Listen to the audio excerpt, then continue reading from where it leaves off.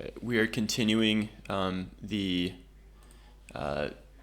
episode on the Punic Wars. This is Hannibal's crossing of the Alps. So we were just kind of in the middle of the background section. We ended the last episode with this remark that there was no king equal to Hamilcar Barca, this said by Cato the Elder. In 228 BC, Hamilcar was killed, witnessed by Hannibal.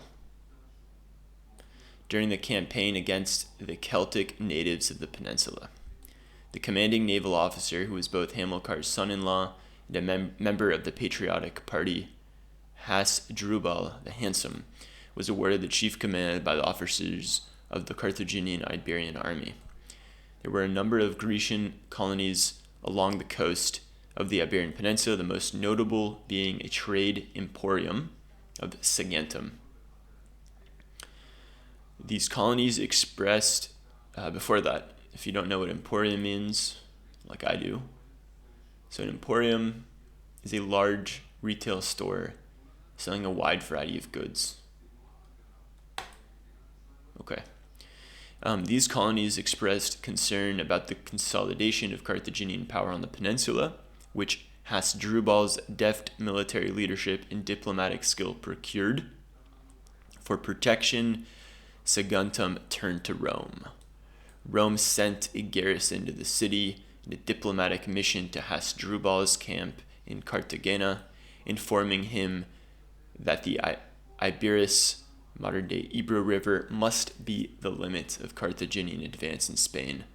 The conclusion of the treaty and the embassy were sent to Hasdrubal's camp in 226. Let's see if we can see this on the map. There we go. So this is the Ebro River, and Saguntum is here.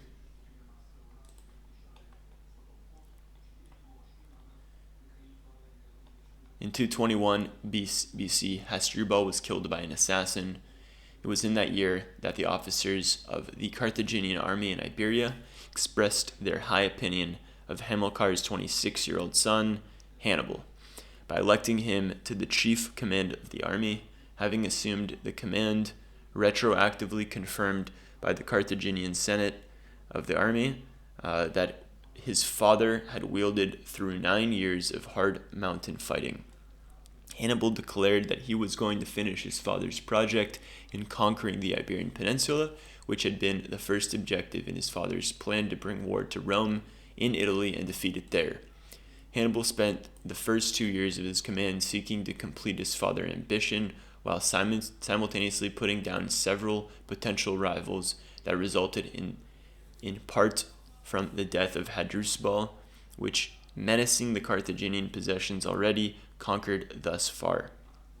He attacked the tribe known as Alcides and captured their chief town of Althea. Neighboring tribes were surprised at the vigor and rapacity of this attack, and as a result of which they submitted to the Carthaginians, he received tribute from all these recently subjugated tribes and marched his army back to Cartagena, where he rewarded his troops with gifts and promised more gifts in the future. During the next 2 years, Hannibal reduced all of Iberia south of the Ebro to subjugation, except for the city of Saguntum, which under the aegis of Rome was outside of his immediate plans. Catalonia and Saguntum were now the only areas in the peninsula not in Hannibal's possession.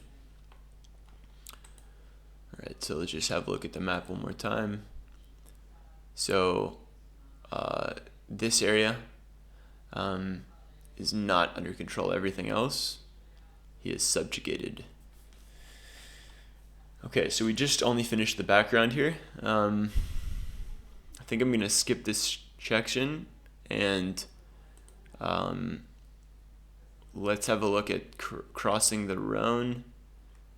Look, this is a long, very long and detailed wiki. There's a lot to cover here, and I don't think we're going to get to everything. But I could just stop it here, and maybe at some point we'll get back to it. So that's it for today.